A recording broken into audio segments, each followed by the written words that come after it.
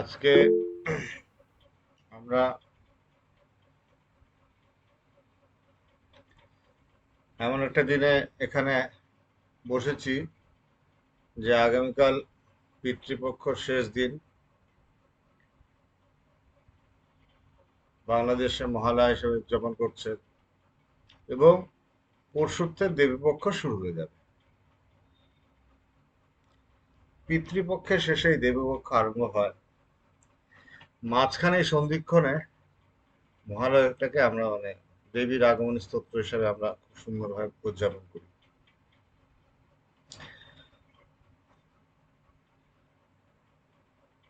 তাই ভাবলাম যে আজকে একটু এই চণ্ডী ভাগবত গীতা, চণ্ডী এগুলো খুব বিখ্যাত। চণ্ডীর ভূমিকাতে যা লেখা আছে সেটা একটু পড়বো এবং দেখবো, আমরা নিজের মধ্যে আলোচনা করব।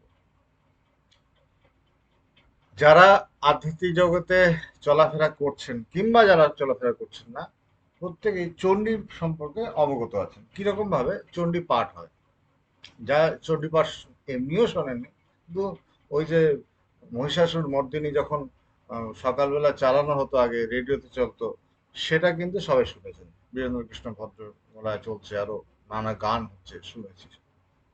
কিন্তু ব্যাপারটা ঠিক কি, কিভাবে এলো চণ্ডীর ব্যাপারটা ঠিক কি, সেটাও কিন্তু ভগবত গীতার মতোই খুবই প্রাচীন এবং আলোচ্য বিষয়, ভাবার ব্যাপার। কারণ আমরা যেভাবে চলি, আমাদের কাছে খেয়ে পরে বেঁচে থাকাটাই একটা বিরাট ব্যাপার হয়ে যায়। কিন্তু জীবনে আনন্দ কিন্তু আমাদের অধরা থাকে, সবাই আনন্দটা পায় না। এখানে মায়ের আগমন হচ্ছে না, দেবী পক্ষ মানে এখানে মা এলেন, আনন্দ সংবাদ নিয়ে এলেন। তাই সবাই আছে আনন্দ উৎসব, আনন্দ উৎসব নিয়ে আনন্দ করে উঠছে। ওই ব্যাপারটা কি কি করে হচ্ছে, তাই এগুলির জন্য প্রয়োজন আছে।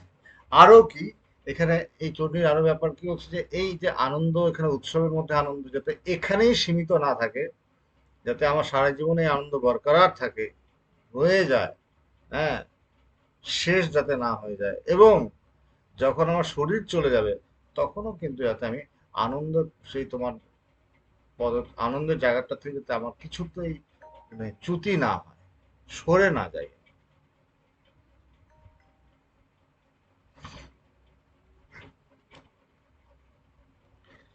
তো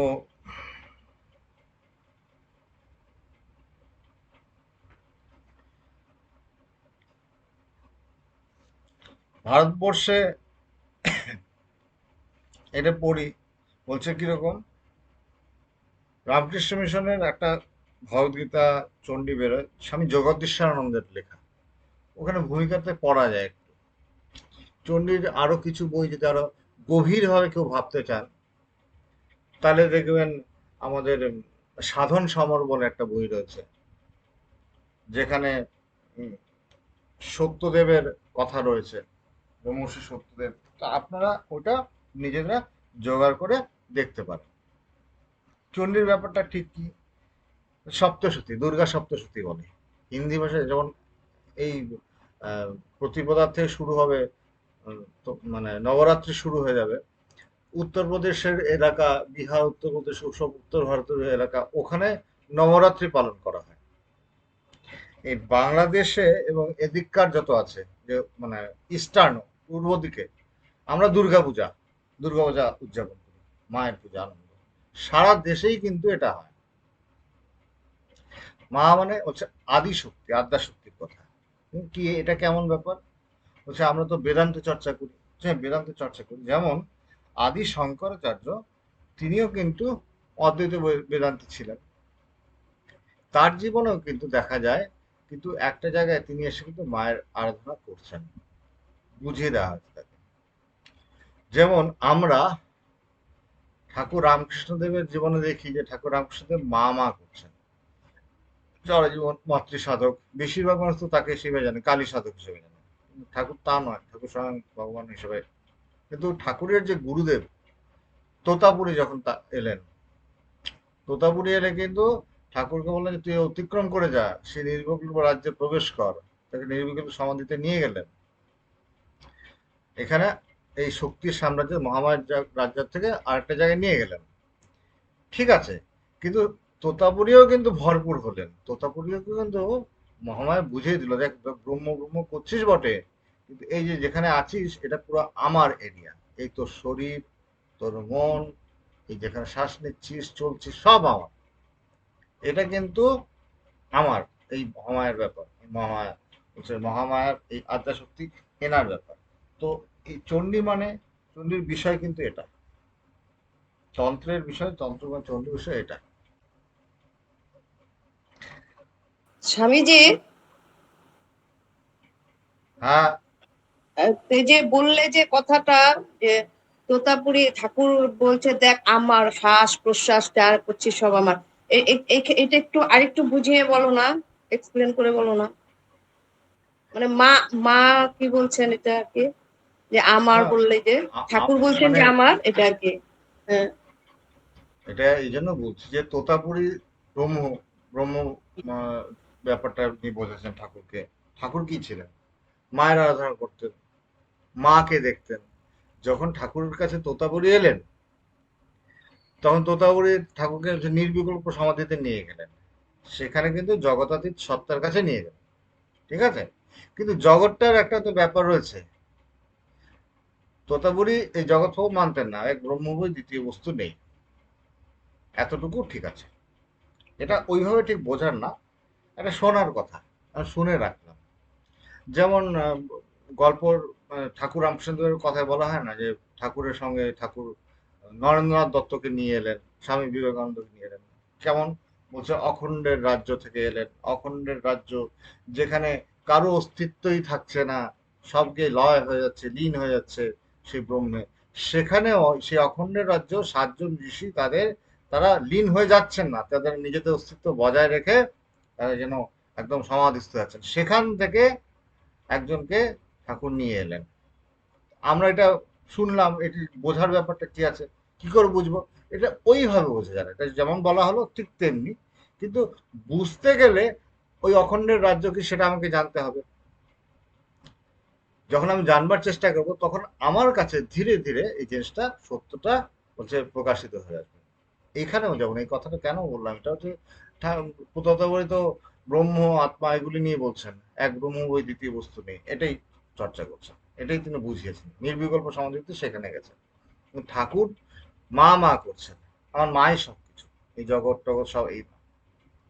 তো সেখান থেকে ঠাকুরকে তিনি নিয়ে গেলেন। কিন্তু তোতাপুরীকেও আবার বলা হলো, তোতাপুরি বলছেন মা মা মা ফা কিছু নেই, বুঝিয়ে দাও। তোতাপুরি তো উড়িয়ে দিয়ে ছাড়বে না, উড়িয়ে দিলে হবে না। যে বিচার দিয়ে তুমি করছো, যে যে বুদ্ধি তুমি প্রয়োগ করছো, এই বুদ্ধিটা কার? বুদ্ধিটা কোথা থেকে এলো? এই যে তুমি ভাবনা চিন্তা করছো, এই চিন্তা চলছে, আমরা এই যে কথাবার্তা বলছি, আমার মনে, আমি ভগবানের কাছে যখন গেলাম, যে মনে একটা খুব সুন্দর কথা আলোচনা হতো, তখন কি বলছে যে তুমি চিন্তা করছো, তুমি চিন্তা করছো, তুমি কি চিন্তা করছো? মানে, মানে আমার মধ্যে একটা চিন্তা এলো, আমি জিনিসটাকে ভাবছি, হ্যাঁ আমি তো চিন্তা করছি। যদি তুমি চিন্তা করতে পারো, কোনো একটা জিনিস নিয়ে তুমি চিন্তিত হয়ে আছো, সাপোজ ধরে নাও তুমি কোনো একটা জিনিস নিয়ে চিন্তা করছো, চিন্তার গভীর হয়ে চিন্তা ভাবনা হয়েছে, ভাবছো। যদি ভাবনাটা তোমার নিয়ন্ত্রণে থাকে, তাহলে তুমি ভাবনাটাকে যে কোনো মুহূর্তে থামাতে পারো। যেমন এই যে আমরা এখন এই জিনিসটা দেখছি, এই জিনিসটা আমরা এই আলোচনাটা আমরা করছি, এই যে এই আলোচনাটা করছি, আমার ভালো লাগছে না, আমি যে কোনো মুহূর্তে আমি এটা থেকে বেরিয়ে যেতে পারি, মোবাইলটাকে যে কোনো সুইচ অফ করে দিতে পারি, এগুলো আমরা পারি।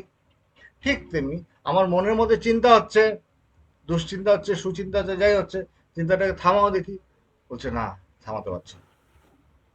সেখানে থামাতে পারছে না কেউ, সেটা হচ্ছে না। চিন্তাটা তার মানে আমি নিশ্চয়ই করছি না, তার মানে চিন্তাটা হচ্ছে। চিন্তাটা যে হয়ে চলেছে, কিন্তু আমি কিন্তু সাধারণভাবে, সাধারণ মানুষ কিন্তু সেটা বুঝতে পারছে না। সাধারণ হচ্ছে আমি করছি, আমি করছি, এই যে নিজেকে এর সঙ্গে জড়িয়ে ফেলেছে, কোন শক্তি তাকে এই চিন্তার সঙ্গে জড়িয়ে ফেললো, আমরা কিন্তু বুঝতে পারছি না। সাধারণভাবে সেটা বোঝা যায় না। ওটা কি, যে অজ্ঞান নাম নাম দিয়েছি, অবিদ্যা বলছি, অবিদ্যা নামক একটা জিনিস বলছে। কিন্তু এই অবিদ্যাটা কেমন বলছে, এই যে মহামায়ের রাজ্যে তিনি তোমাকে ভাবিয়েছেন যে দেখ, তুমি ভোগ করছো, তুমি ভোক্তা, হ্যাঁ তুমি, তুমি কর্তা, এইভাবে এই বোধগুলি আমাদের মধ্যে ঢুকিয়ে দেওয়া আছে, আমরা ভাবছি। কিন্তু এই যে ব্যবহার করছে, যে শরীর তুমি নিয়ে চলছো, এই শরীরটা তুমি তৈরি করেছো? এই শরীরের মধ্যে যেসব অনুপরমাণু রয়েছে, এটার একটা জিনিসও কি আমি তৈরি করেছি? না। যে শরীরের মধ্যে তুমি রয়েছো, সেই শরীরের যেসব অনুপরমাণু, যেসব যেসব জিনিস রয়েছে, রক্ত রয়েছে বা যাই কিছু, রক্তগুলি যে কণিকাগুলি দিয়ে তৈরি হচ্ছে, এগুলি রক্তগুলিও কোনো জিনিস তুমি তৈরি করেছো? আচ্ছা না, কোনো জিনিস তুমি তৈরি করো। আচ্ছা, আমি যে আমি কি বললাম যে এই রক্ত টক্ত কিভাবে তৈরি হলো, বিভিন্ন জিনিস আমি খেয়েছি, নানা রকম ফল খেয়েছি, নানা রকম শাক খেয়েছি, সেটা থেকে শক্তি হয়েছে, রক্ত হয়েছে। আচ্ছা ঠিক আছে, ওগুলো তো তুমি তৈরি করোনি। তারপর তুমি বলতে পারো না আমার বাগান আছে। তোমার বাগান থাকতে পারে, বাগানের মধ্যে যেসব তুমি পুঁতেছো, সেটার মধ্যে তোমার মধ্যে মনের মধ্যে যে ইচ্ছা জুগিয়ে দিয়েছিল, সেই ইচ্ছাটাকে তুমি তৈরি করেছিলে। আমি করব, তুমি ভাবছো আমি করব, কিন্তু তোমার পেছনে কেউ একজন ঠেলে দিয়েছে। সে হুম। যিনি ঠেলে দিচ্ছেন তার বিষয়ে কিন্তু আমরা ঠিক পরিচিত না। আচ্ছা এখানে মানে তোতাপুরিও বলছে, তোতাপুরীর সঙ্গে একজন পরিচয় করে দেওয়া হচ্ছে, দেখ সবকিছু যে ব্রহ্ম ব্রহ্ম করলে হবে না, এই জগৎটা কিন্তু আমার এরিয়া। তাই তোতাপুরীকে তখন যে বলছে না, তোতাপুরীকে একটা জায়গায়, তোতাপুরীর পেটে ব্যথা হয়, গল্পটা এরকম একটা, যে তোতাপুরীর পেটে ব্যথা হয় একবার, তিনি গাছের নিচে থাকতেন, প্রচন্ড পেটে ব্যথা, এমন পেটে ব্যথা, তিনি সমাধি লাগিয়ে বসে থাকতেন, সমাধি লাগাতে পারছেন না, কিছুতেই মন প্রবেশ করছে না সমাধিতে, আছে যাচ্ছেই না, এমন ঘোর পেটে ব্যথা যে তিনি দেহকে অস্বীকার করতেন, তিনি পারছেন না। তারপর এভাবে করতে করতে কি করবেন কি করবেন, তিনি ভাবলেন দূর, এই দেহটা যখন এত জ্বালাচ্ছে, এই দেহটাকে ডাকবেন না, দেহটাকে ত্যাগ করি। কিভাবে করবেন? গঙ্গায় নেবেন, গঙ্গায় গিয়ে দেহ ছেড়ে দেবেন, গঙ্গায় আত্মত্যাগ করবেন, দেহ ত্যাগ করবেন গঙ্গায় নেমে।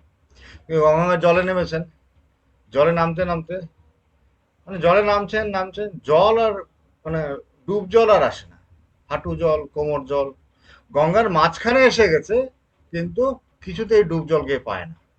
তখন তোতাপুরীর হোসলারে ইয়েকা দৈবী মায়া হয়, এটা অদ্ভুত ব্যাপার, গঙ্গার মাঝখানে এসে আমি দাঁড়িয়েছি, এখানে কোনো ইয়ে নেই। হ্যাঁ, তাকে বোঝানোর জন্য, দেখ এটা তুই যতই যা কিছু বলিস, তার বলছে এরপর আরো কিছু রয়েছে।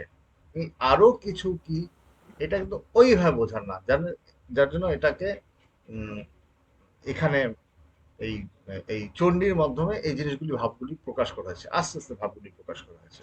ঠিক আছে। কিন্তু এটাও ঝট করে যদি আমরা এইভাবে ধরি, তখন কি হয়, এটা জড় অভিমুখী হয়, চৈতন্য অভিমুখী হয় না। কেন জড় অভিমুখী হয়? এই জন্য হয় যে আমাদের মধ্যে শ্রদ্ধার অভাব থাকে। যদি শ্রদ্ধার অভাব না থাকে, তখন কিন্তু চণ্ডী পাঠ কিংবা চণ্ডী নিয়ে ভাবনা চিন্তা করা, এই অনুধ্যান মনন, সেটা কিন্তু আমাকে চৈতন্যের রাজ্যে নিয়ে যায়। আর এই যদি ভাবনা চিন্তাগুলি আমার যদি ওটার মধ্যে শ্রদ্ধার যদি অনুন্নত হচ্ছে, ন্যূনতা কিছু থেকে যায়, তাহলে কি হবে, তখন কিন্তু ওটার মধ্যে আমরা ধরতে পারবো না, জড় অভিমুখে চলে গেল। যার জন্য মানুষ কি করে, মায়ের কাছে সাধারণভাবে কি হয়, যখন এই দুর্গাপূজা আসছে, মায়ের কাছে গিয়ে সবাই কি বলে, এই প্রণাম কর প্রণাম কর, মায়ের কাছে চা চা প্রার্থনা কর, সবাই তো তাই বলে। কি চাইলেন স্বামীজি, আপনি কি চাইলেন, মাকে প্রণাম করে, সবাই কিন্তু এইভাবে বলে। কেন? সবাই চাওয়ার উপরে জোর দেয়। তুমি কি চাইছো? আর চাওয়াটা চাওয়াটা কি হয়, যেই মাত্র চাওয়ার কথা ব্যাপার আসলো, আমি এটা চাইবো সেটা চাইবো। চাইতে হলে কি চাইবে? এমন কোন জিনিস চাইবে যেটা তোমার থেকে ভিন্ন। তাই তো আমরা চাই। আমরা কি চাই? আমার অর্থ চাই, এটা চাই, সেটা চাই, বিভিন্ন জিনিস চাই যেটা তোমার থেকে আলাদা। কি চাইতে হবে, সেটা কিন্তু ঠাকুর দেখিয়েছিলেন। স্বামী বিবেকানন্দকে কিভাবে চাই দেখেছেন? যা, তুই ঠাকুর মায়ের কাছে গিয়ে চা।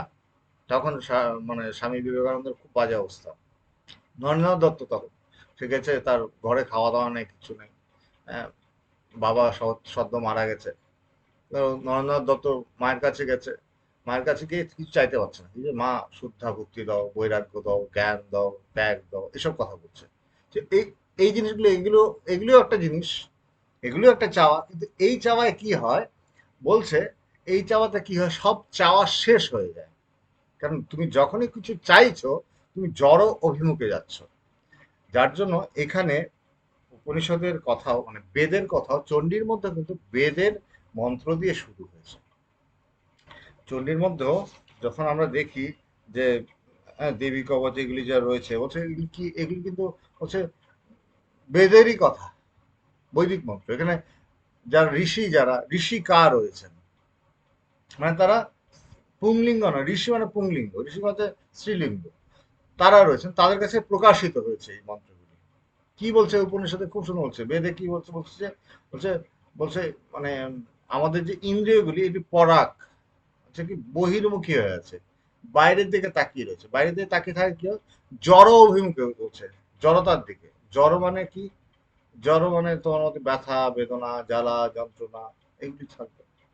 আর তুমি মায়ের কাছে এসেছো কেন? বলছে আমি দুঃখ চাই না, বেদনা চাই না, ব্যথা চাই না, এগুলি কাটিয়ে দাও। তুমি আনন্দের দিকে যেতে হয়, তাহলে চৈতন্যের দিকে আসো।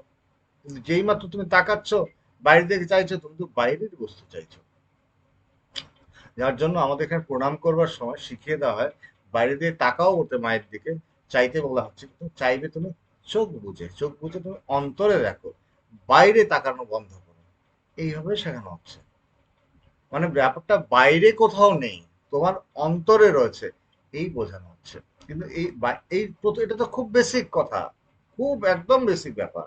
কিন্তু এরপরে আরেকটু উপরে গিয়ে, আরো উপরে গিয়ে যখন এই কথা এলো, এই যে চণ্ডীর কথা এলো, তখন কি বলছে যে এই জগৎ মানে যারা এই আধ্যাত্মিক পথে বেশ কিছুদিন যাতায়াত করছেন, তাদের কাছে জগৎটা কিন্তু সত্য নয়।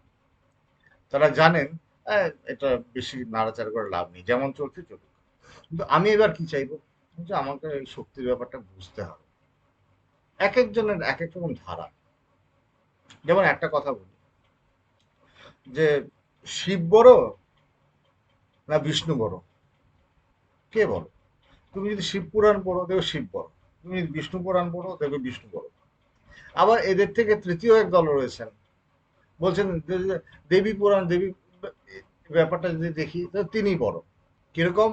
বলছে এমন একজন রাক্ষস এলেন, মানে অসুর এলেন, মহিষাসুর, বলছে তাকে কেউ কন্ট্রোল করতে পারছে না, নিয়ন্ত্রণ করতে পারছে না। রয়েছে তো সেই মানে সৃষ্টির মধ্যেই, কিন্তু তাকে কোনো শক্তি নিয়ন্ত্রণ করতে পারছে না।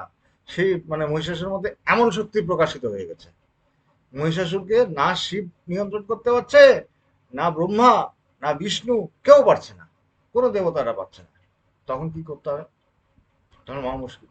কারণ আহ, বিষ্ণুর একটা অস্ত্র, শিবের একটা অস্ত্র, বিষ্ণুর একটা শক্তি, শিবের একটা শক্তি, ব্রহ্মার একটা শক্তি, কিন্তু কেউ নিয়ন্ত্রণ করতে পারছে না। তখন প্রয়োজন পড়লে এমন এক শক্তি, যিনি এদের সবার খণ্ড খণ্ড শক্তিগুলিকে একাধারে ধারণ করে সে ঝাঁপিয়ে পড়তে পারবে। সেই আবির্ভাব হলো আদ্যাশক্তি, যে মানে দেবী দুর্গা।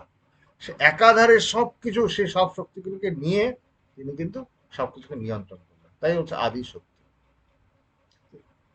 আবার বলছে এটা কি, এটা এক একজনের বিশেষ ব্যাপার। যেমন এখনকার সময়, এই সময়টাকে আমরা হচ্ছে নিয়োজিত করেছি, আমরা নিবেদন করে দিয়েছি দেবী পক্ষ হিসাবে, যে মায়ের ব্যাপার, আদ্যা শক্তির ব্যাপার। তো সেখানে এই এই শক্তির পূজা বৈদিক যুগে ছিল। কারণ বৈদিক যুগে কিভাবে ছিল, বেদ মন্ত্র তাই দেখা যায়, বেদ মন্ত্রে এটা প্রকাশিত হয়েছে। তো অনেক কিছুই রয়েছে। তাই বলছে এখানে একটা জিনিস খুবই মনে হয় এটা খুব কাজে আসবে। একটা একটা জিনিস পড়ি, পড়লাম যখন পড়তে হয় একটু শুনি, শুনলে ভালো লাগবে। বলছে এখানে আমরা কি করতে পারি, মানে এই যে এই এই নবরাত্রি চলছে, নবরাত্রিতে আমরা কি কি করতে পারি? যে অনেকে অনেক রকম কিছু করেন। যারা সাধারণভাবে কিছু করতেও পারছেন না, তারা এই কয়েকদিন কিন্তু নিজেকে সংযমিত, নিজেকে নিয়ন্ত্রিত রেখে সুন্দরভাবে এই 9টা 10টা দিন কাটিয়ে দেখবেন চণ্ডীতে নবার্ণ মন্ত্র রয়েছে। এই নবার্ণ মন্ত্র কিন্তু জপ করতে পারেন রোজ, ওটার মধ্যে জপ করতে পারেন। এই নবার্ণ মন্ত্রটা নিয়ে আমি একটুখানি আমরা শুনে নিই। হচ্ছে শক্তি মন্ত্রের মধ্যে নবার্ণ মন্ত্র শ্রেষ্ঠ মন্ত্র। তো নবার্ণ মন্ত্রকে মানে বর্ণ মানে বর্ণ, এখানে বলছে কিরকম, निर्धुत निखिलाध्वान्ते नित्ययुक्ते परात्परे अखंड ब्रह्म विद्याय चित सदानंद रूपिणी। মূল কথায় আসছি, যে ব্রহ্ম শক্তি সৎ চিত ও আনন্দ ভেদে ত্রিবিধ রূপে কল্পিতা। ব্রহ্ম শক্তি, যেমন এই যে চণ্ডীর কথা হচ্ছে ব্রহ্ম শক্তি, ব্রহ্ম নির্বিকার, নিরাকার, শক্তির ব্যাপারটা যখন এলো, ব্রহ্ম থেকে শক্তি কিরকম এটা বোঝা মুশকিল, তাই বলছে প্রথমে আমি উদাহরণ দিয়ে বোঝানোর চেষ্টা করলাম। জিনিসটা বোঝবার জন্য আমাকে ব্রহ্মে গিয়ে পৌঁছতে হবে, তবে কি একটু একটু ধারণায় আসবে, নাহলে গল্পর মতো হবে। গল্পটা একটু কিছু মনের মধ্যে ধারণা হলো, তা কিন্তু আমাকে নিজেই সেই জায়গায় গিয়ে পৌঁছতে হবে, তবে আমার কাছে পরিষ্কার হবে। তাই হচ্ছে ব্রহ্ম শক্তি, এটা সৎ চিত ও আনন্দ। সৎ মানে অস্তিত্ব স্বরূপ, চিত মানে হচ্ছে জ্ঞান স্বরূপ, আনন্দ, আনন্দের ব্যাপারে আমরা জানি এখানে আমাদের প্রিয়তা বোধ হয়। এই তিন ভাবে কল্পনা ভাব হয়। তার মধ্যে চিত, চিত মানে হচ্ছে জ্ঞান, হচ্ছে এটা কি অজ্ঞানের নাশক বলে। এবার দেখবেন নবান্ন মন্ত্রে প্রথমে ঐং শব্দটা আসে, ঐং। তো ওই বীজের অর্থস্বরূপে নির্ধুত নিখিল ধ্বান্তে, নির্ধুত নিখিল ধ্বান্তে, এই পদ দিয়ে চিদ্রূপা মহাসরস্বতীকে সম্বোধন করা হয়েছে। মহাসরস্বতী, সরস্বতী মানে জ্ঞানের প্রতি, মহাসরস্বতী মহাজ্ঞান, মানে সরস্বতী জ্ঞান, মহাসরস্বতী মানে মহাজ্ঞান। তারপরে বলছে নিত্য মুক্তি পরাত পরে, নিত্য মুক্ত পদ দিয়ে কি রিং, এগুলি বীজ, রিং এগুলি বীজ। এর অর্থ হচ্ছে মহালক্ষ্মী, লক্ষ্মী ঐশ্বর্য রূপ, মহালক্ষ্মী মহা ঐশ্বর্য।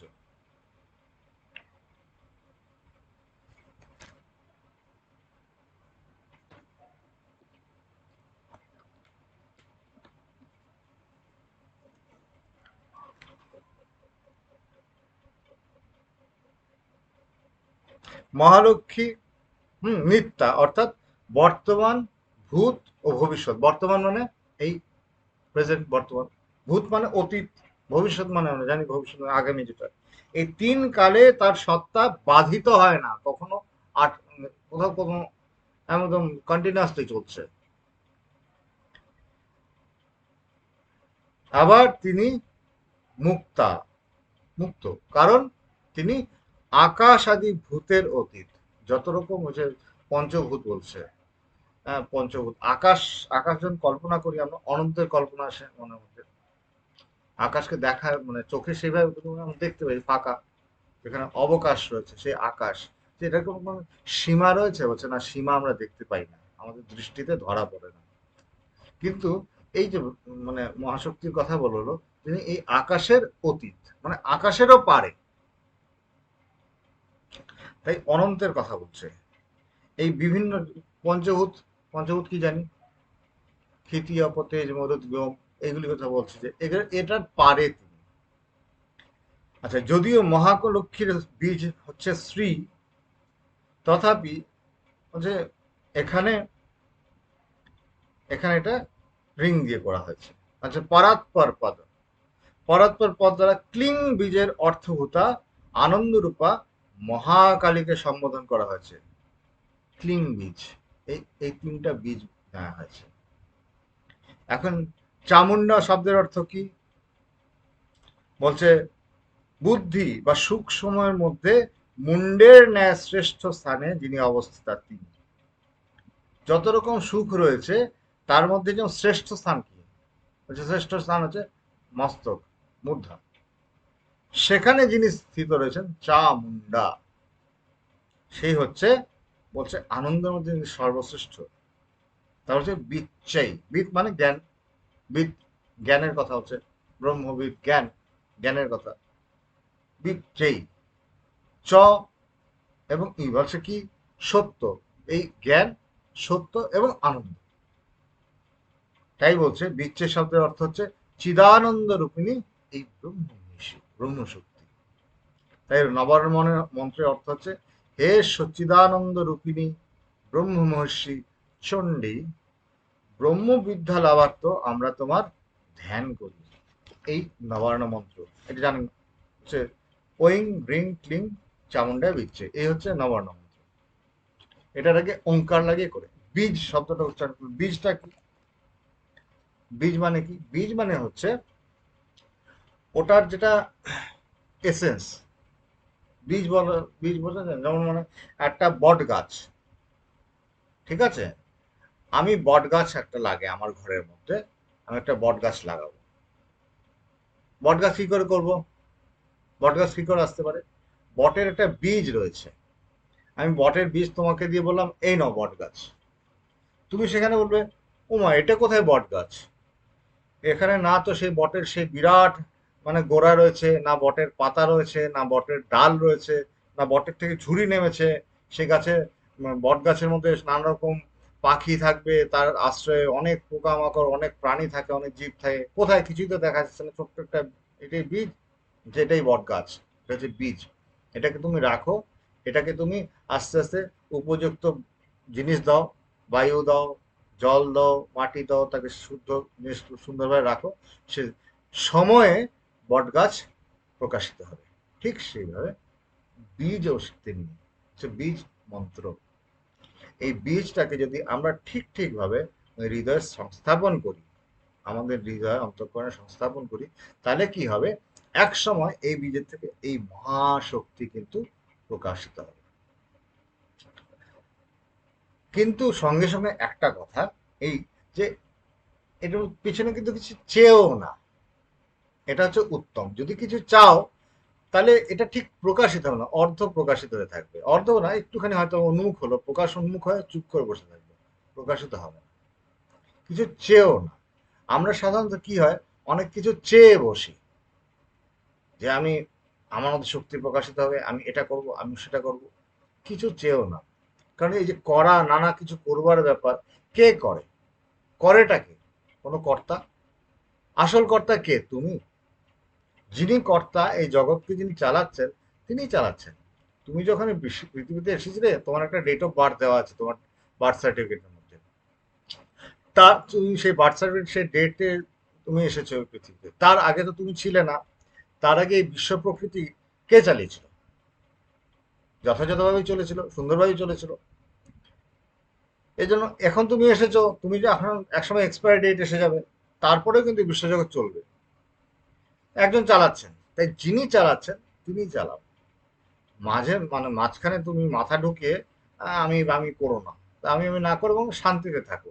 আর তোমাকে দিয়ে তিনি যা করাতে চাইছেন, তাহলে সুন্দরভাবে সেটা কিন্তু নিষ্পন্ন হবে, সেই কাজটা হবে। যেমন বলছে না, বাঁশি, কৃষ্ণের হাতে বাঁশি খুব সুন্দর বাজে, সেটা আমাদের খুব আকর্ষণ করছে। কেন বাজছে? ভেতরটা ফাঁকা, তার মধ্যে আমি আমি ব্যাপারটা নেই। বাঁশির ভিতরে যদি নানা রকম বাধা থাকতো, আমি, তাহলে কি আর বাঁশি ভাবে বাঁচতো না? ফাঁকা ছিল। ঠিক সেভাবে বলছে, আমাদের ভেতরে যদি আমি ভাবটা চলে যায়, তখন কিন্তু এই বিশ্ব প্রকৃতি মহামায়া তোমাকে দিয়ে যা যা করানোর, তিনি তা করিয়ে নেবেন। আর তুমি কি পাবে বিনিময়? বলছে বিনিময়, জগৎ যখন শরীর আছে, বিনিময় তো আছে, সে তুমি তো করবে, তার বিনিময়ে তোমাকে মহাসুখ, মহা আনন্দ দেবে। এই জন্য এই নবান্ন মন্ত্রের উল্লেখ আছে। এটা করে করে কি হবে, তোমার মধ্যে সেই জ্ঞানের বিকাশ হবে, তোমার মধ্যে সেই আনন্দ আসবে, তোমার মধ্যে মহা, বলছে না, মহাজ্ঞান, মহা ঐশ্বর্য, মহা আনন্দ, এগুলির প্রকাশ হবে। তুমি সেগুলো নিয়ে আনন্দ থাকবে। এই হলো কথা, সহজ কথা। আমরা আমরা কি, আমরা ছোট্ট ছোট্ট জিনিস চাই। কিরকম? একটা দোকানে গেছে একজন, বলছে সব ঠাকুর বলতে না, সব তো গামছার খরিদ দেয়। হ্যাঁ, এখন গামছা, একটা বিরাট দোকানে গেছে, বিরাট ইয়েতে, বলছে এখানে গিয়ে অনেক দামি দামি শাড়ি রয়েছে, মানে বিরাট দামি দামি জিনিস রয়েছে। গিয়ে চাইছে কি, বলছে গামছা। গামছা আনতে এসছে, গামছার খরিদ দেবে। গামছা এবং কি ব্যাপার, খুবই বলছে ঠিক তেমনি আমরা ছোট ছোট জিনিস চাই। বলছে তোমাকে আমি 100 টাকা দিতে চাইছি, তুমি 100 টাকা না, আমার 1 টাকাই দেন, 1 টাকাতেই আমার কাজ আছে। 100 টাকার মধ্যে 100টা 1 টাকা রয়েছে, কিন্তু আমরা সেটা চাইছি না। বলছে ঠিক তেমনি সেখানে মহাশক্তির কথা বলা হয়েছে, মহা ঐশ্বর্যের কথা বলা হয়েছে, মহা জ্ঞানের কথা বলা হয়েছে, মহা আনন্দ, যে চামুন্ডা, যে আনন্দের শিরোমণি যিনি, সেখানের কথা বলা হয়েছে। সেটা মানে সেটা পাওয়ার আমাদের অধিকার রয়েছে, তুমি পেতে পারো, কিন্তু আমাদেরকে হচ্ছে নিষ্কাম হতে হবে। তাই হচ্ছে ঠাকুর যে বললো না, স্বামী বিবেকানন্দ যে চাইলেন, বলছে এমন জিনিস চাও যেটা ঠিক চাওয়ার কোয়ালিটির মধ্যে, এটা চাওয়ার মধ্যে পড়ে না, এটা ঠিক বাসনার মধ্যে, মানে নির্বাসনা এটাও একটা চাওয়া, কিন্তু নির্বাসনা বাসনার পর্যায়ভুক্ত না। ওখানেও ঠিক বলছে, তুমি জ্ঞান চাইছো, শুদ্ধা ভক্তি, শুদ্ধা জ্ঞান, এসব চাইছো, এটাও চাওয়া, কিন্তু এই চাওয়া ওই বাসনার মধ্যে পড়ে না। কারণ যেটা বাসনা বলা হয় সেটা কি হয়, আমাকে জড়তার অভিমুখে নিয়ে যায়। আমরা এখানে রোজ প্রার্থনা করি অসতমা সৎগময় তমসমা জ্যোতির্গময় মৃত্যু অমৃত, আমরা করি। কিন্তু কাজে করার সময় যদি উল্টো করি, যে আমার টাকা আসুক, আমার এই আসুক, আমার ভোগ সুখ বাড়ুক, তাতে কি হবে? তাহলে কিন্তু জড় অভিমুখেই আমি চলে যাচ্ছি। তাই এটা বোঝানোর জন্য এই শব্দগুলিকে প্রয়োগ করে বোঝানো হচ্ছে যে তুমি চাওয়াটা কিছু চেয়েও না, বরং তাকে ভালোবেসে করে যাও। এই ভালোবেসে দেবী পক্ষ শুরু হচ্ছে, বলছে কালকে মহালয়া, কালকে পরশু কবে মহালয়া, কালকে মহালয়া, তারপর দিন প্রতিপদা শুরু হয়ে যাবে প্রথমা, হ্যাঁ, নবরাত্রি শুরু হয়ে গেল। ভারতবর্ষের বিভিন্ন জায়গায়, ভারতবর্ষে কেন সারা বিশ্বেই, হ্যাঁ, সৃষ্টির বিভিন্ন জায়গায় চলবে দেবী পক্ষের সূচনা। এগুলি চলতে থাকবে আমাদের। এর সঙ্গে সঙ্গে কি হচ্ছে, যেমন মানে যারা চাষি, তারা বৎসরের বিভিন্ন ঋতুতে বিভিন্ন রকম ফসল চাষ করেন। ঠিক তেমনি তুমি যদি আধ্যাত্মপথের পথিক হও, এটা উপযুক্ত সময় যখন সারা বিশ্ব মা মা বলে নেচে উঠবে, এবং তখন কিন্তু সেই টিউনে তুমিও কিন্তু নিজের ফসলটা একটু বাড়িয়ে নিতে পারো, যে মা মা করে তুমিও কিন্তু এখানে এই এই রস আস্বাদন করে নিতে পারো। এটা একটা কিন্তু আমাদের অবসর রয়েছে, যে আমরা এটা পেতে পারি।